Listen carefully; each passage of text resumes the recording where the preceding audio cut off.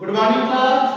कक्षा 11वीं कॉमर्स विषय व्यवसाय अध्ययन का अध्याय 7 व्यवसायिक वित्त के स्रोत चल रहा था, जिसका 4th क्लास है।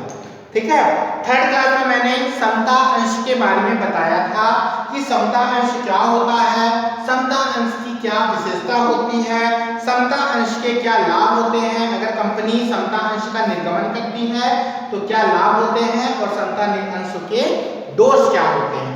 आज हम लोग पढ़ेंगे पूर्वाधिकार अंश। पूर्वाधिकार अंश नाम से स्पष्ट है, पूर्वाधिकार।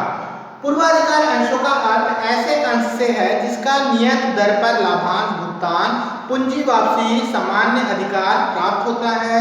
इन पूर्वाधिकार अंशों को समता अंशधारियों के ऊपर अधिमान प्राप्त होता है, अर्थात जिनका अधिकार पहले होता है। अब क्या क्या अधिकार होता है, तो पहला लाभांश प्राप्त करना नियमित दर पर और समापन की दशा में पूंजी वापसी का अधिकार सबसे पहले पूर्वाधिकार अंशों को होता है।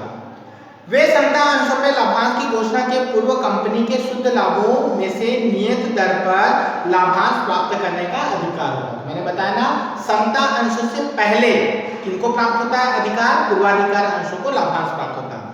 वे कंपनी के समापन की दशा में पूंजी वापसी के संबंध में समता अंशधारी को प्राथमिकता पाते हैं।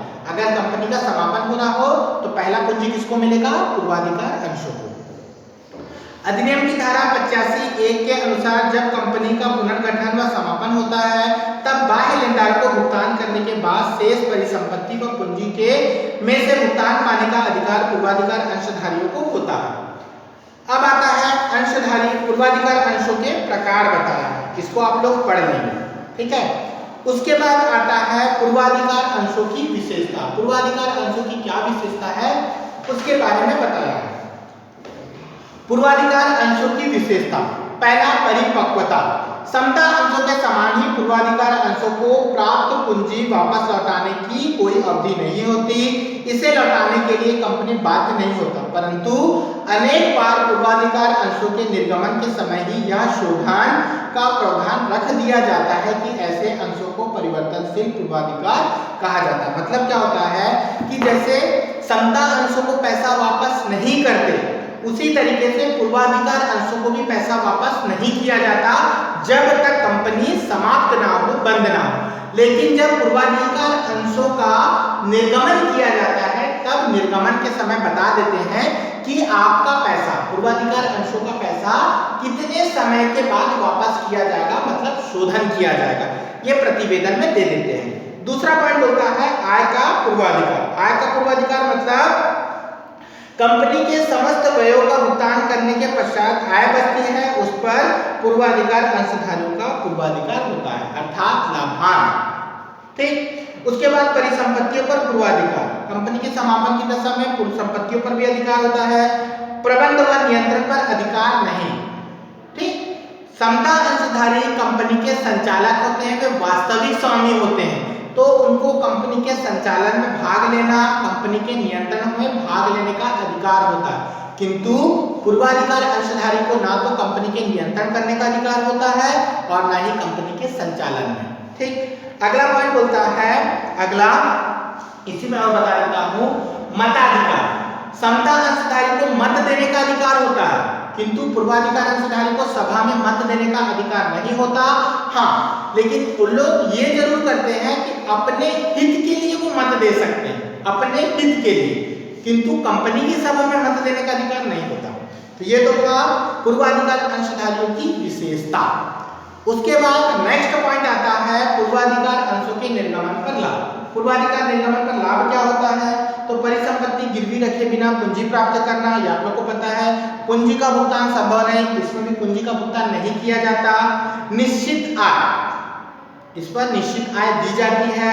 पूंजी वापसी में अधिकार, अगर कंपनी समापन हो रहा है तो लेनदारों को या बाह्य दायित्वों का भुगतान कर दिए, जितने उधार आप लिए थे उन सब का भुगतान आप कर दिए, फिर जो पैसा बचा है तो अब अंशधारी को पैसा बांटोगे, तो अंशधारी को पैसा बांटने या वापस करने सबसे पहले पूर्वाधिकार अंशधारी को पैसा बांटोगे। पूर्वाधिकार अंशधारी को पूरा पैसा बांटने के बाद जो पैसा बचेगा वो समता अंशधारी को बांट देंगे। पूंजी वापसी का अधिकार हो गया। अब पूर्वाधिकार अंशों के दोष आता है। पहला, निवेशकों का इच्छुक ना होना, है ना, मतलब बहुत लोग इस पर पैसा खर्चा नहीं करते हैं। समता अंशधारियों को हानि होना, कंपनी की लोचकता पर प्रतिबंध होना और साख का प्रभाव होना। उसके बाद अपना नेक्स्ट टॉपिक आता है ऋण पत्र। ऋण पत्र होता है, आप लोग पढ़े थे, कंपनी पैसा प्राप्त करने के दो साधन होते हैं, या तो अंशधारियों के कोष से पैसा प्राप्त करेगी या बाह्य दायित्व से। अंशधारी के कोष में आपके स्वामी लोग आते हैं, अंशधारी कोष में कंपनी के स्वामी आते हैं। तो इसके बारे में हम लोग समता अंश पूर्वाधिकार अंशों में पढ़ चुके। अब बाह्य दायित्व में आता है ऋण पत्र। ऋण पत्र एक ऐसा प्रेरक होता है जिसमें उल्लेखनीय शर्तों के अधीन कंपनी ऋण प्राप्त करती है। यदि कंपनी को पैसे की आवश्यकता है तो आप कहीं पर ऋण पत्र मतलब ऋण प्राप्त करोगे, लोन लोगे, तो लोन के लिए आपको पैसा चाहिए, तो वहां से जो पैसा हमको मिलेगा ऋण पत्र। तो रजिस्ट्री चिट्ठी के अनुसार ऋण पत्र एक ऐसा प्रेरक है जो ऋण का सृजन करता है, ऋण पत्र को स्वीकार करता है। कंपनी कभी कभी अपनी अधिकृत पूंजी से अधिक अंशों का निर्गमन नहीं कर सकती।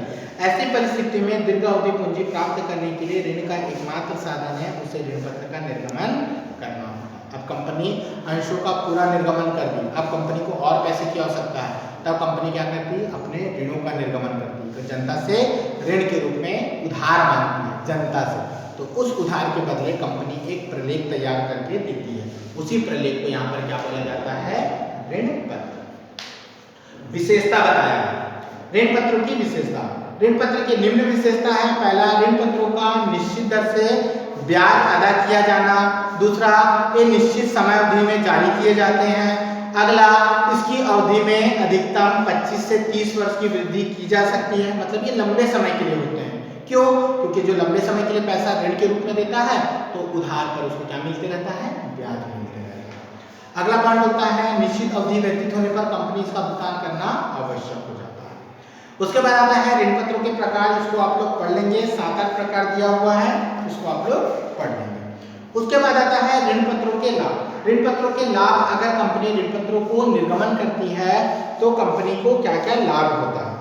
तो पहला, कंपनी को क्या लाभ होता है, पहला हस्तक्षेप नहीं। आप कहीं से उधारी ले लो, वो कंपनी, जो व्यक्ति आपकी कंपनी में उधार देगा, ऋण पत्र में पैसा खर्च करेगा, वो कंपनी में हस्तक्षेप नहीं करेगा। ऋण पत्रधारी कंपनी के स्वामी नहीं होते, इसका कंपनी पर कोई हस्तक्षेप नहीं होता और न ही हस्तक्षेप करने का अधिकार होता है। निश्चित ब्याज, कंपनी को हानि हो लाभ हो, कंपनी को उसको ब्याज देना पड़ेगा। ऋण पत्रों के निर्गमन के समय ही यह निश्चित हो जाता है कि कंपनी को कितना ब्याज देना होगा, इसमें कंपनी की आर्थिक नीति बनाने में सुविधा होती है। स्वामित्व लाभ में वृद्धि, कम ब्याज से ऋण पत्रों का निर्गमन कर कंपनी अपने लाभ में वृद्धि कर सकती है और समता अंश और अधिकार लाभ दिया जा सकता है। आकस्मिक अनिश्चितताओं की पूर्ति, आकस्मिक व्यय को पूर्ति के लिए ऋण पत्र पूंजी का एक अच्छा साधन है। आवश्यकता पूरा हो जाने पर ऋण पत्र को क्या कर सकते हो, आप वापस कर सकते हो। उसके बाद आता है निवेशकों को लाभ। निवेशकों को लाभ में कम जोखिम, ऋण पत्रधारी को व्यापारिक जोखिम का प्रभाव नहीं होता, क्योंकि कंपनी का लाभ कितना भी कम हो उसे निश्चित दर पर ब्याज मिलता रहता है। निश्चित आय, निश्चित आय प्राप्त करने के लिए निवेशकों के लिए एक श्रेष्ठ निवेश होता है। कंपनी में कम लाभ हानि होने पर ब्याज पर कोई प्रभाव नहीं पड़ता, क्योंकि जो पैसा दिया उसको तो कंपनी ब्याज देगी, चाहे कंपनी को लाभ हो चाहे हानि हो। और अन्य उत्तरदायित्व से मुक्त, उत्तरदायित्व में निश्चित राशि में ऋण पत्रों को क्रय करने के पश्चात वे कंपनी के अन्य दायित्वों से कार्यों से मुक्त हो जाते हैं। उसके बाद आता है ऋण पत्रधारियों के ऋण पत्रों के दोष। ऋण पत्र के दोष में आता है कंपनी की साख में कमी। अब कंपनी कहीं से उधारी ली है, उसको साख मिलने में असुविधा होगी। दूसरा, ब्याज देने में अनिवार्यता, आपको लाभ हो चाहे हानि हो, आपको ब्याज देना जरूरी है, ठीक, नियमित है। आर्थिक संकट में उपयुक्त नहीं, क्योंकि कंपनी ऑलरेडी आर्थिक संकट में, कंपनी की आर्थिक स्थिति अच्छी नहीं है, कंपनी खुद उधार में डूबी हुई है, लेकिन फिर भी अगर उधार लेना चाहते तो कोई देगा नहीं देगा। पूंजी लगाने के लिए स्वामित्व अधिकार, सामान्यतः पूंजी लगाने वाला संपत्ति स्वामी निवेशक माना जाता है, किंतु ऋण पत्रधारी कितना भी ऋण लगा दे वह कंपनी का स्वामी नहीं बनता। जैसे जो व्यक्ति पैसा लगा दे वो कंपनी का मालिक हो जाता है, लेकिन ऋण पत्रधारी अगर कंपनी को कितना भी उधार दे दे वो उधारदाता मतलब ऋणदाता होगा, कंपनी का मालिक कभी नहीं होगा। धन का वास्तविक प्रतिफल नहीं, जब भी कंपनी को अधिक लाभ होता है उससे निश्चित दर पर ही ब्याज दिया जाता है। धन लगाने के लाभ का अनुपात प्रतिफल पे नहीं मिलता। आपको ब्याज मिलेगा चाहे मेरे को करोड़ों रुपए का लाभ क्यों ना हो, आपको अगर 10,000 ब्याज मिलना है तो आपको 10,000 ही मिलेगा। मेरी कंपनी में जितना भी लाभ हो आपको ब्याज निश्चित दर पर मिलेगा, इसका कोई प्रतिफल नहीं मिलता। उसके बाद आता है भारत में ऋण पत्र लोकप्रिय क्यों नहीं है। यदि सर्वाधिक है कि भारत ऋण पत्र अधिक लोकप्रिय नहीं हुआ, इसे अग्र कारण है। इसके क्या कारण है कि भारत में लोकप्रिय नहीं है। पहला बोलता है अभिगोपन, संस्थाओं का अभाव, शर्तें आकर्षित ना होना, स्वतंत्र व संगठित बाजार का अभाव होता है, प्रचार प्रसार का अभाव, क्योंकि ऋण पत्रों के संबंध में ना तो ज्यादा प्रचार प्रसार किया जाता है जिससे कंपनी पर कोई भी पैसा उधार के रूप में नहीं लगाता। अंशों की तुलना में कम प्रतिष्ठा होता है क्योंकि अंशधारियों को लाभांश ज्यादा होने पर ज्यादा लाभ दिया जाता है, कम लाभांश होने पर कम लाभांश दिया जाता है। और अंशों पर अगर कोई व्यक्ति पैसा लगाता है तो वो कंपनी का क्या हो जाता है, स्वामी हो जाता है। किंतु ऋण पत्रधारी में ऐसा नहीं होता। कंपनी को लाभ ज्यादा हो रहा है फिर भी उसे उसी दर पर ब्याज मिलेगा जो उसको निश्चित किया गया है। दूसरा, ज्यादा लाभ होने पर इसको ज्यादा लाभ नहीं मिलता। तीसरा, ये कितना भी पैसा लगा ले कंपनी का स्वामी नहीं बनता, इसलिए अंशों की तुलना में प्रतिष्ठा कम मिलता है। अत्यधिक अंकित मूल्य, ऋण पत्र का मूल्य अंकित होता है क्योंकि कंपनी चाहती है कि इसको ज्यादा पैसा उधार के रूप में मिले, इसलिए इसका मूल्य ज्यादा होता है। सरकारी उदासीनता, सरकार का कोई हस्तक्षेप नहीं होता। लास्ट पॉइंट होता है मार्गदर्शन देने वाली संस्था का अभाव। अंशों के संबंध में देखना, आपको शेयर बाजार करके एक चैनल आता है बिजनेस बोल के, उस पे शेयर बाजार या अंशों के उतार चढ़ाव, मूल्य, हर एक चीज के बारे में बताएगा, किंतु डिबेंचर या ऋण पत्रों के बारे में कोई जानकारी नहीं आती, जिसके कारण भारत में ऋण पत्रों का अभाव है। बहुत लोग ऋण पत्रों पर पैसा नहीं लगाते। ठीक, उसके बाद आता है समता अंश और पूर्वाधिकार अंश में अंतर। तो समता अंश और पूर्वाधिकार अंश में अंतर आप लोग पढ़ेंगे।